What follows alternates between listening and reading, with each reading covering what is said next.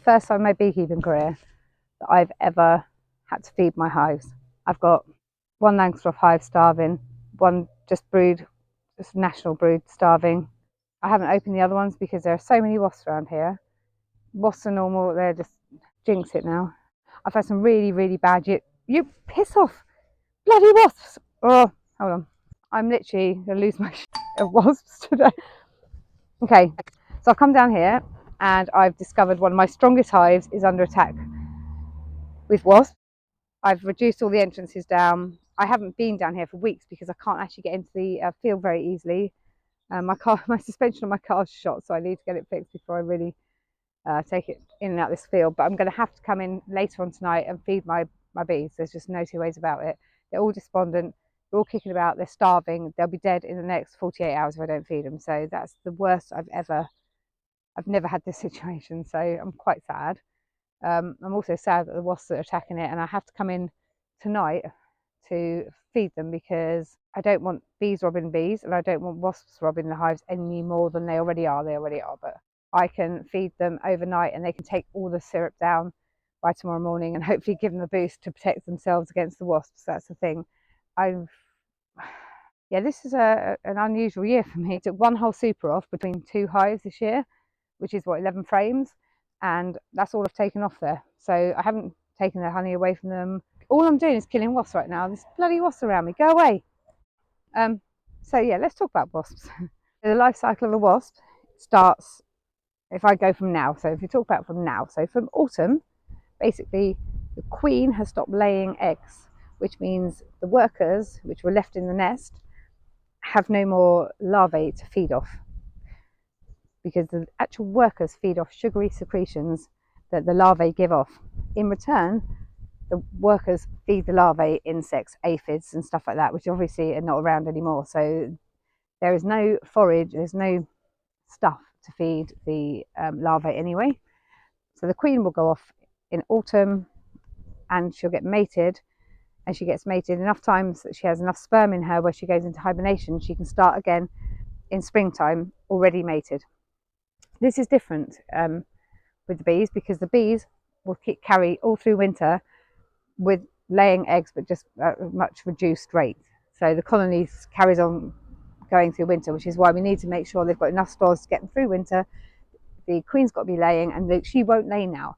If there's not enough forage, she's going to stop laying, and so I need her to be laying consistently so that she's got the winter bees, because those winter bees will carry on through. Some bees only last 6 weeks, but the winter bees will carry on through right the way through to March, and she'll just consistently just lay a few eggs, up to 500 eggs instead of 2,000 eggs a day, but just so that she's got a small colony all the way through winter. In springtime, the queen wasp comes out of hibernation and she'll start making a little primary nest. She'll lay into that primary nest, and those workers are sterile, but those workers will help feed her, and she needs a lot of carbohydrate, which is sugar.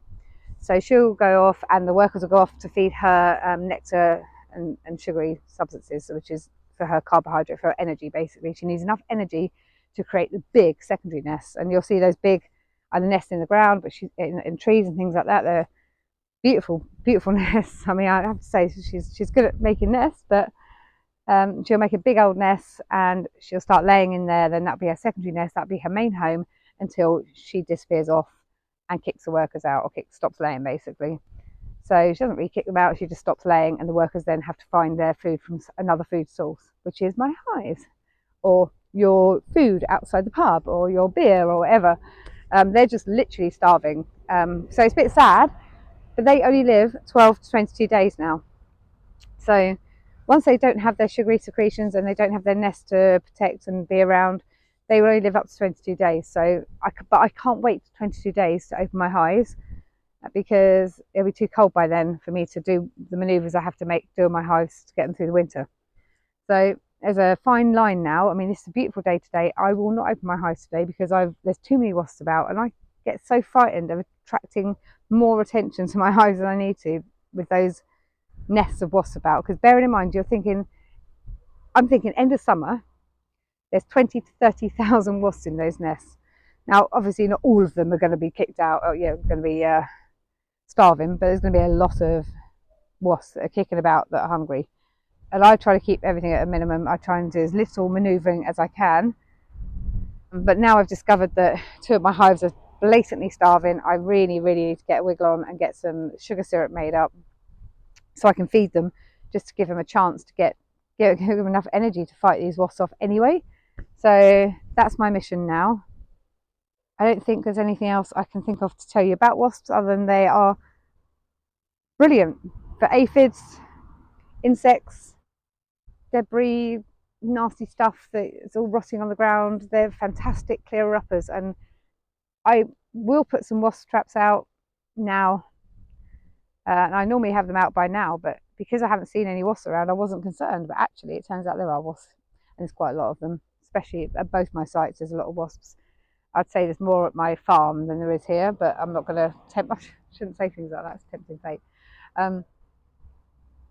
I honestly think that I would have had my wasp traps out beginning of August, but I tried to leave it as late as possible because I don't want to trap anything else like moths and things like that. I put cider vinegar in to detract the bees and other insects, but there's always some other casualties, and I really try not to put wasp traps out if I can help it, because I don't want to kill other insects, because obviously I love nature. So if I can, I'll do everything I can not to put wasp traps out, but I don't put them in the apiary. I put them around the apiary sites, not in the apiary, because I don't want to attract them to the apiary. So I put them around the apiary sites, away from my hives, so the wasps go in there and they drown a nice sugary death, and they'll be happy, die happy, but not in my hives. And so that's my compromise. So I'll probably start making wasp traps now this weekend. I'll be feeding the hives tonight. I've got to get something in there now because it's really dire situation. They will die if I don't do anything about it. So that's where we're at. Oh, all I can see is yellow wasps everywhere. Honestly, I swear every time I look around there's a bloody wasp. Ah! I'm just going to probably go kill a few more wasps and go get some ambrosia. And yeah, ciao for now.